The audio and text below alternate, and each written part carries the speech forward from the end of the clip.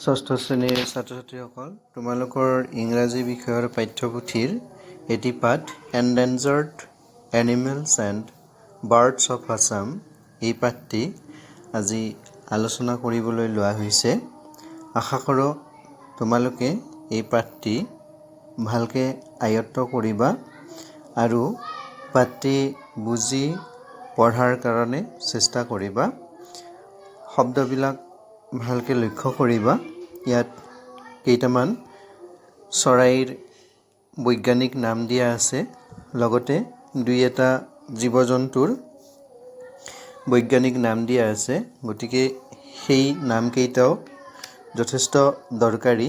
গতিকে তোমালোকে এইখিনি আয়ত্ত কৰিবৰ চেষ্টা কৰিবা পাঠটোৰ পৰা। তেনেহ'লে আমি পাঠৰ কথালৈকে আগবাঢ়ো। তোমালোকে পাঠ্যপুথি উলিয়াই ল'বা আৰু মই যি ধৰণে পঢ়ি দিম পাঠটো সেই ধৰণে তোমালোকে পাঠ্যপুথি endangered animals and birds of Assam অসমৰ কেইবিধমান জন্তু আৰু চৰাই যিবিলাক কি হৈছে এন্ডেঞ্জাৰ্ড বিপন্ন হৈছে বা লুপ্তপ্ৰায় অৱস্থালৈকে আহিছে। Assam is one of the most beautiful states of north eastern India. ভাৰতবৰ্ষৰ উত্তৰ পূৰ্বাঞ্চলৰ এখন সুন্দৰ ৰাজ্য, ধুনীয়া ৰাজ্য, সেইখন হৈছে অসম। Its hills and forests are enriched with beautiful birds and animals. অসমৰ যিবিলাক পাহাৰ আছে, বনাঞ্চল আছে, সেইবিলাক কিহেৰে ভৰপূৰ? এনৰিচড, চহকী, ভৰপূৰ। কিহেৰে? With beautiful birds and animals, সুন্দৰ চৰাই আৰু জন্তুৰ দ্বাৰা ভৰপূৰ। বাট আনফৰ্চুনেটলি, কিন্তু দুৰ্ভাগ্যবশতঃ some of these animals are on the verge of extinction. কিন্তু কি হৈছে? দুৰ্ভাগ্যবশতভাৱে এই জন্তুবিলাকৰ কিছুসংখ্যক জন্তু ধ্বংসৰ গৰাহলৈকে আগবাঢ়িছে, নাইকিয়া হ'বলৈকে আগবাঢ়িছে। ইন দিছ লেচন, এই পাঠটোত we will learn about some of the endangered species of animals and birds of Assam. এই পাঠটোত আমি কি কৰিম? এনেকুৱা লুপ্তপ্ৰায় অৱস্থালৈকে যোৱা বা বিপন্ন হ'ব খোজা কিছুমান জন্তু আৰু চৰাইৰ, অসমৰ জন্তু আৰু চৰাইৰ প্ৰজাতিবিলাকৰ কথা আমি আলোচনা কৰিম।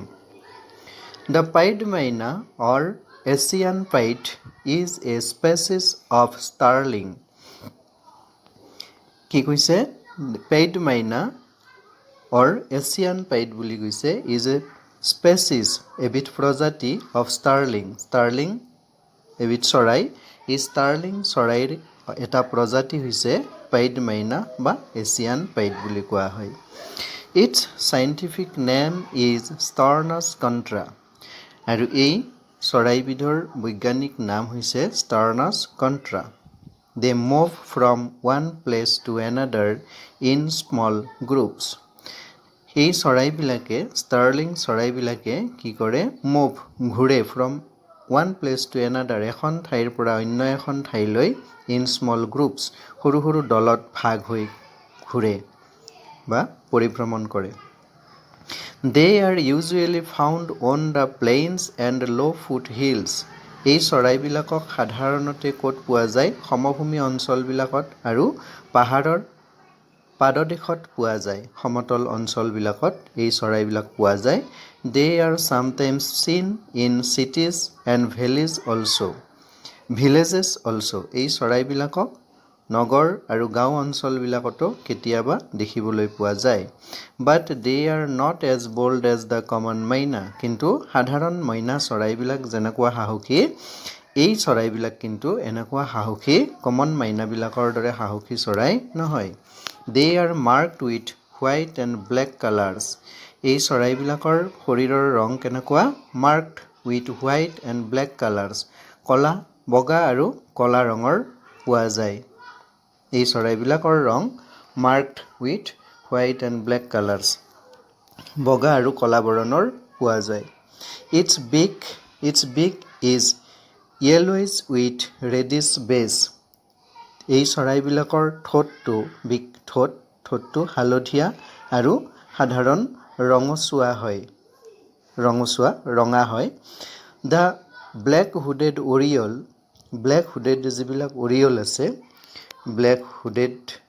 যিবিলাক অৰিয়ল আছে অৰিয়ল চৰাই is a member of the oriole family সেইবিলাক হৈছে অৰিয়ল পৰিয়ালৰ সদস্য ব্লেক হুডেড অৰিয়লবিলাক its scientific name is Oriolus xanthornus এই চৰাইৰ বৈজ্ঞানিক নাম হৈছে Oriolus xanthornus this bird is found in open woodland এই চৰাইবিলাকক ক'ত পোৱা যায় চৰাইবিলাক অপেন উডলেণ্ড অৰ্থাৎ মুকলি বনাঞ্চলবিলাকত ঘাঁহ বনেৰে আবৃত অঞ্চলবিলাকত এনেকুৱা অৰিয়ল চৰাইবিলাক পোৱা যায় দ্য অৰিয়ল স্পেণ্ড মাছ অফ দিয়াৰ টাইম ইন দ্য ট্ৰী কেনপিজ অৰিয়ল চৰাইবিলাকে সিহঁতৰ বেছিভাগ সময়ে ট্ৰী কেনপিজ অৰ্থাৎ ওখ গছবিলাকৰ ওপৰত কটায় কেনপি শব্দটোৱে কি বুজাইছে যিবিলাক ডাঙৰ ডাঙৰ গছ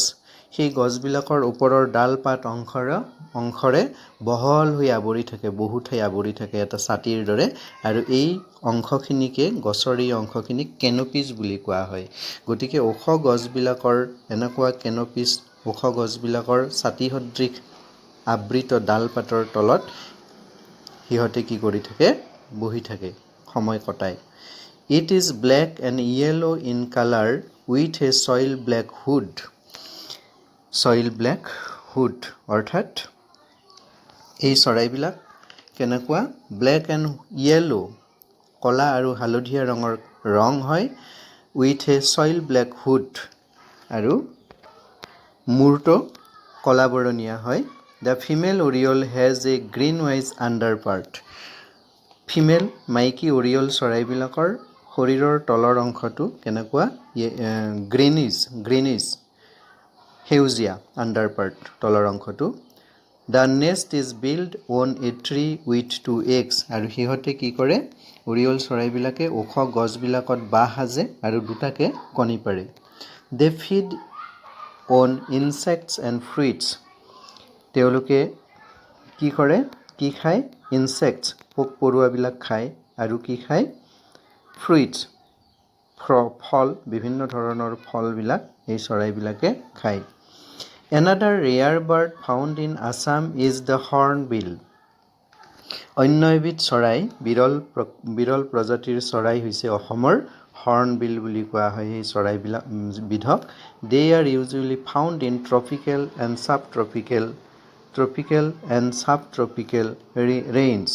এই চৰাইবিলাক গ্ৰীষ্ম প্ৰধান যিবিলাক অঞ্চল আছে আৰ্দ্ৰ অঞ্চল সেই অঞ্চলবিলাকত পোৱা যায় This bird is characterized by a long down curved bill মানে হৈছে ঠোঁট গতিকে এই চৰাইবিলাকৰ এটা বৈশিষ্ট্য হৈছে যে তেওঁলোকৰ যিবিলাক ঠোঁট সেই ঠোঁটবিলাক দীঘল হয় ডাউন কাৰ্ভড আৰু তলফালে বেকা হয় ছবিত তোমালোকে দেখিবা যে কাষৰ ছবিটোত ইহঁতৰ ঠোঁটবিলাক যথেষ্ট দীঘল আৰু তলফালে অলপ বেকা ফাজ লগা it is bright in colour ৰঙত তেওঁলোকৰ শৰীৰটো যথেষ্ট উজ্জ্বল and sometimes has a casque on the upper mandible আৰু আপাৰ মেণ্ডিবুল বুলি কওঁতে ঠোঁটৰ যিটো ওপৰৰ অংশ সেই ঠোঁটৰ ওপৰৰ অংশত কি আছে হেজ এ কাস্কিউ এটা মানে টুপি সদৃশ এটা আৱৰণ তেওঁলোকৰ চৰাইবিলাকৰ আছে ছবিত তোমালোকে চাইছা যে কাষৰ ছবিটোত যে তেওঁলোকৰ যিটো ঠোঁটৰ দুটা অংশ তাৰ ওপৰৰ যিটো অংশ সেই অংশটোত এটা টুপিৰ নিচিনা অংশ দেখা পোৱা যায় কাস্কিউ বুলি কোৱা হয় অন দ্য আপাৰ মেণ্ডিবুল ওপৰৰ ঠোঁটৰ ওপৰৰ অংশত the hornbill family is omnivorous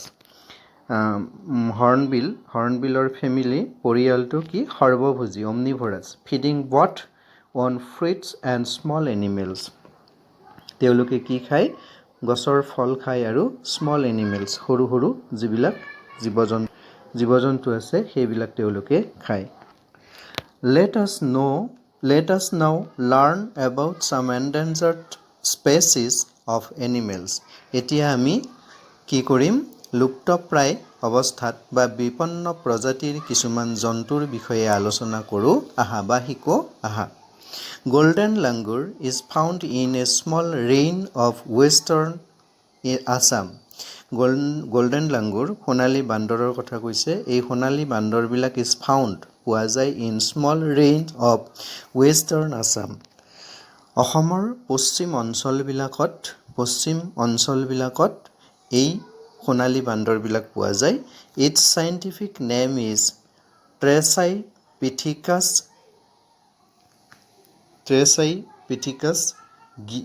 গি। ইয়াৰ নামটো হৈছে এইটো বৈজ্ঞানিক নামটো Trachypithecus গি, গোল্ডেন লাংগুৰৰ বৈজ্ঞানিক নাম। It is also found in the foothills of neighboring Bhutan. আমাৰ যি চুবুৰীয়া ৰাষ্ট্ৰ আছে ভূটান, এই ভূটানৰ পাহাৰীয়া যিবিলাক অঞ্চল, সেই পাহাৰীয়া নামনি অঞ্চলবিলাকত এই বান্দৰবিলাক সোণালী বান্দৰবিলাক পোৱা যায়। It is one of the most endangered primate.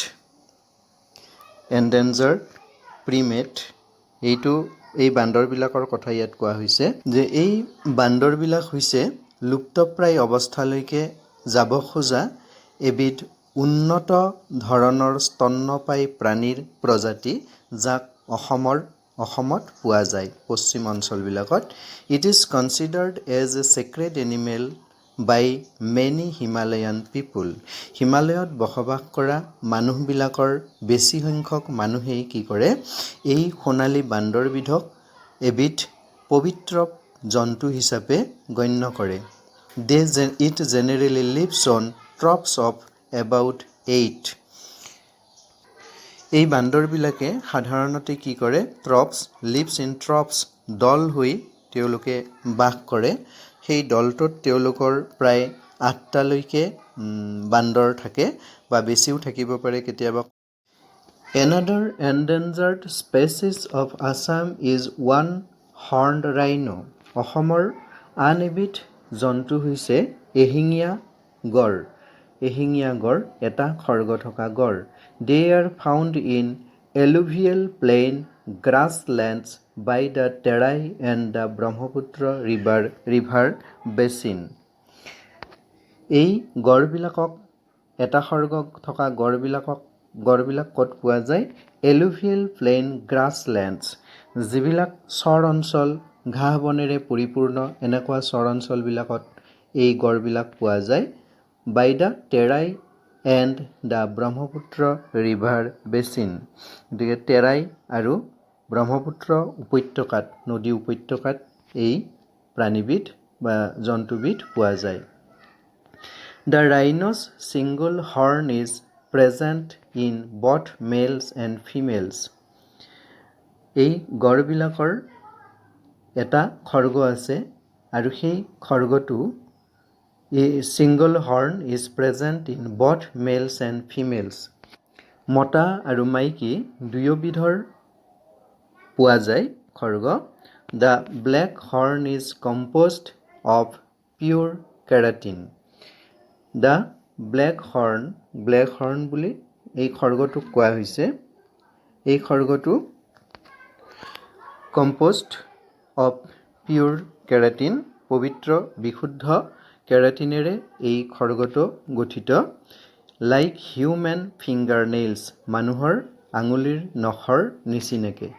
The horn reaches about a length of 25 cm to 57 cm. এই খৰ্গবিলাক 25 চেণ্টিমিটাৰৰ পৰা 57 চেণ্টিমিটাৰলৈকে দীঘল হয়। Due to rapid destruction of forest and climatic changes, their numbers have gradually reduced every year. কিন্তু due to destruction of forest and climatic changes, অৰ্থাৎ হাবি বননিৰ যি ধ্বংসযোগ্য তাৰ ফলস্বৰূপে আৰু ক্লাইমেটিক চেঞ্জেছ অৰ্থাৎ জলবায়ুৰ যি পৰিৱৰ্তন, এই পৰিৱৰ্তনৰ কাৰণে তেওঁলোকে থকা ঠাইও হয়তো হেৰুৱায় আৰু ইয়াৰ ফলস্বৰূপে their numbers have gradually reduced every years. প্ৰত্যেক বছৰে এই গড়বিলাকৰ সংখ্যা যথেষ্ট কমি অহা দেখিবলৈ পোৱা যায়। The poachers are also posing a great threat to these innocent animals. এই শান্ত জন্তুবিলাকৰ প্ৰতি বনৰীয়া যিবিলাক চিকাৰী সেই চিকাৰীবিলাকেও ভাবুকিৰ সৃষ্টি কৰিছে, যাৰ ফলস্বৰূপে এই প্ৰাণীবিধ বা জন্তুবিধ বনাঞ্চলবিলাকৰ পৰা নাইকিয়া হ'বলৈ আৰম্ভ কৰিছে চিকাৰীয়ে অবাধভাৱে হত্যা কৰাৰ ফলস্বৰূপে। The large Indian civet is also one of the most endangered species of Assam. Civetor যি প্ৰজাতি civet ডাঙৰ লাৰ্জ ইণ্ডিয়ান civet যাক আমি civet বুলি ক'লে জহামালৰ কথা বুজো, গতিকে এই জহামালো কি হৈছে বিপন্ন অৱস্থালৈ আহিবলৈ আৰম্ভ কৰিছে। Civets are usually grayish brown, মুগা বৰণৰ হয় তেওঁলোকৰ ৰংটো civet বিলাকৰ। They have white and bars black long the neck also. They have 2 white stripes and 3 black stripes on the tail. কি কৈছে? They have white and bars. তেওঁলোকৰ বগা আৰু কলা ৰঙৰ যি পটি দীঘলীয়া শাৰী along the neck ডিঙিত দেখিবলৈ পোৱা যায়। Also they have 2 white stripes, দুটা বগা দাগ দেখিবলৈ পোৱা যায়, and 3 black stripes, তিনিটা কলা দাগ দেখিবলৈ পোৱা যায় on the tail, নেজৰ অংশত। অৰ্থাৎ ডিঙি অংশ আৰু নেজৰ অংশত কলা বগা 2-3টা দাগ দেখিবলৈকে পোৱা যায়। The hair on the back is longer. পিছফালৰ যি নোম আছে এই নোমবিলাক যথেষ্ট দীঘলীয়া। Large Indian civets are solitary and nocturnal. ভাৰতৰ যিবিলাক ডাঙৰ ডাঙৰ জহামাল বা civet এইবিলাক solitary হয়, অৰ্থাৎ অকলশৰীয়াকৈ তেওঁলোকে ঘূৰে, and nocturnal আৰু নিশা তেওঁলোকে চলাফুৰা কৰে। They spend most of their time on the ground. মাটিত তেওঁলোকে বেছিভাগ সময় কটায়। But are agile climbers. কিন্তু খুব বেগাই সিহঁতে কি কৰিব পাৰে? বগাব পাৰে। ক্ষিপ্ৰভাৱে তেওঁলোকে বগাব পাৰে গছৰ ওপৰত। During the day they sleep in burrows. দিনৰ সময়ত তেওঁলোকে চংবিলাকত শুই থাকে। Civets are mostly carnivorous. civetবিলাক কেনেকুৱা হয়? Mostly carnivorous, মাংসহাৰী হয়। They eat birds. তেওঁলোকে চৰাই খায়, frogs ভেকুলী খায়, snakes সাপবিলাক খায়, eggs কণী খায়, crabs etc. আৰু কেকোৰা যি আছে পানীত বা গাঁতত যি কেকোৰা থাকে এই কেকোৰাবিলাক হৈছে তেওঁলোকৰ প্ৰিয় খাদ্য। গতিকে ছাত্ৰ ছাত্ৰীসকল তোমালোকে পাঠটো ভালদৰে শুনিবা, বুজাৰ চেষ্টা কৰিবা আৰু পঢ়িবা পাঠটো। তাৰপিছত প্ৰশ্নবিলাক লেখাৰ